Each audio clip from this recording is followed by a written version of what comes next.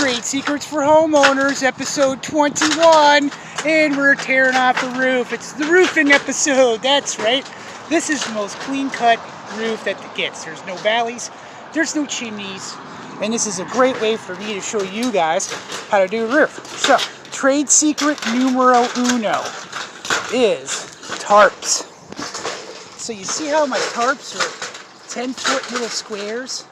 Well, the reason is you want to be able to drag them to the dumpster and dump them out. If you get one giant, tarp that's 50 feet long and you load it up with all these shingles, you're going to be cleaning this thing off forever. It's easier just to take a 10-foot square and drag it on over the dumpster and dump it. Okay, so we got it all ripped off. There's the man of the hour, Herpy. My weapon of choice are tear-off shovels, and there's two different kinds. These are the newer version. You want to get it all ripped down, nice and bald. This shit here is called ice and water. And we're going to do 2 rows of ice and water instead of 1. Most guys only do 1. And we live in Erie, PA, so it's real bad. So winters are terrible, ice and snow. Ice and water shield, that's what it's for. Alright, so the easiest way that I've found to do ice and water is just like this. Roll it on out. Harpy's making sure I'm going straight. Am I going uphill? Looks like I'm going uphill. A little bit. They're pulling downhill a little bit, maybe? Yeah, alright. You don't got the wrinkle, though. And that ain't bad. No. That's acceptable. Yeah. Alright, flap it. Yeah, see, I'm just pulling it along. Easy peasy. So, if you decide not to do the roof yourself and you hire a roofing crew, most of the times you're going to end up with guys that are sort of like this. Or you're hot, you just cut your jeans and then you got... Yeah. And usually they don't have a driver's license or they got an ankle monitor. Don't be surprised if the probation officer shows up to give them a breathalyzer or even a urine analysis test right on the job. So we're kicking ass. Now I want you to notice that we tore this side off and then we dried it in. Now we're going over here, we're going to tear that side off and drive it in. You don't want to leave your roof open because it could rain at any minute, even though the forecast says that it's supposed to be blue skies and shiny out, and you can see it is not. My other tip for you is I use tar paper instead of titanium. The reason why is because the titanium expands and contracts, articulates with temperature changes. It'll actually force the nail right out of the roof and give you a roof leak. Every roof I've ever used it on leaked. So that's your trade secret number 4, I think. Okay, we got our roof tore off, we got her dried in. Now we're starting our drip edge. There's 2 different ways to do it. One way is you can bend around the corner, which I'm not doing because there's a gutter going on here and we have very limited space for elevation. But I want you to notice how I've left a little hanging over, and I also cut the face off, and here's why. When I run my side piece down, we want the 2 to lock together on the corner and make a nice tight fit. Also notice I started on the bottom so that the water runs downhill and past and out off the roof. Another trade secret, when you're putting your butt seams together, I snip off that little corner there so that I get a nice tight fit with my drip edge. You want it to go and be nice and snug, nice and flush and tight.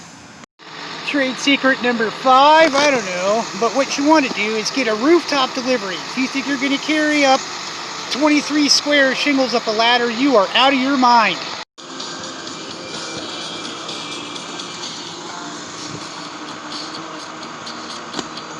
Alright, we're all stocked up with shingle kashangles, bloopity bloop, like 20 minutes, we got all the material on the roof. That's why you got to call in the rooftop delivery. Now, we're running starter strips.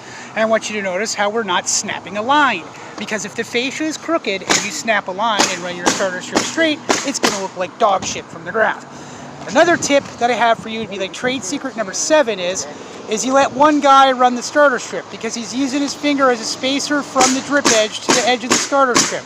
Now my finger's smaller than his finger, so if we both run starter strip, it's going to look cattywampus. Okay, let's talk about the feeder and picking up sticks. You can see I've got 8 to 10 inches cut off, and I do not go down on the ground and measure them and cut them like an idiot. You use a pair of snips. That's what you use to cut your shingles with. You do not use a knife, you use snips. And I got all my starter rows running and I ran them out, and now Brian is called picking up sticks. That's what he's doing, he's running out to the end. And another essential part of roofing is you got to have a Randy. Randy is our feeder, and he's just throwing the shingles down and nails to us as we need them. Okay, so we worked as a team. Harvester picked up sticks, I followed behind. We ran over to the edge. Now he's cutting the finisher sets. He has the feeder. Those guys are working together to wrap that up. I'm dropping back to start another book of starters. We call those books, and this is called typewritering. Typewriter. I need you to typewriter this end of the roof for me, Sanchez. That's what my boss would say to me when I was a young buck. And that's a system that you keep going. And also, you notice we're halfway up the roof. So I have taken a tape measure and measured from my rose shingles up to the peak of the roof to make sure that we're on, and we are. We're off by, like, I don't know, a light quarter of an inch. So if you're a real idiot, the instructions are right on the back. So this isn't rocket science. Just about anybody can do this. Randy! What? Hang it down all the time. All I did was that. Oh. I was done. So you think you're the I man? outdid the boss. You think so? I outdid Look, the boss boy, on that one. I've been shingling for so long, Jesus borrowed my coil nailer and never brought it back. Okay, we're back together again as a pod, all of us in the same area, so Randy, our feeder, doesn't have to throw him too far, and that's the system. It's called the typewriter. Adjustment on a gun. This is your trigger. This goes right here. You put this up, will go right where your line is. So once your feeder brings it down, you slap it in, you slide it, butt it into that one, line this end up, hold it, and There you boom. go. The master. Trade secret number 8. Try not to listen to the drunkest guy on the crew and his advice. Okay, we got one side knocked out up as high as we can go, and you notice I moved the air compressor and the hoses and the power for the radio to the opposite side of the roof. Will support local charities And like here's our Hi, splitter. this is Jess with Erie Animal Network. So, You can that look keeps all helping your local hoses and businesses wires and that shit out of your programs way. for animal rescue. Alright, now we're all the way up to the ridge, and we're running our ridge cap and our ridge vent. And I typically stay back from the edge. I'm going to go flush, especially in Erie, Pennsylvania in the wintertime. The wind is horrid. It's coming from this direction. I run 5 shingles back. I start at my 4th piece of cap and start running it out. And shazam! There you go. So, I mean, this is like the easiest roof ever in the history of roofs. Get off of my job site! And I couldn't have a better example of a piece of cake than this, I tell you what. Alright, so what did we learn? What did we learn? I mean, do I have to go back over everything every single time? If you can't remember what I taught you the first time, then you're not a roofer. Basically, the one thing is you're probably going to hire a roofing company to do the job for you.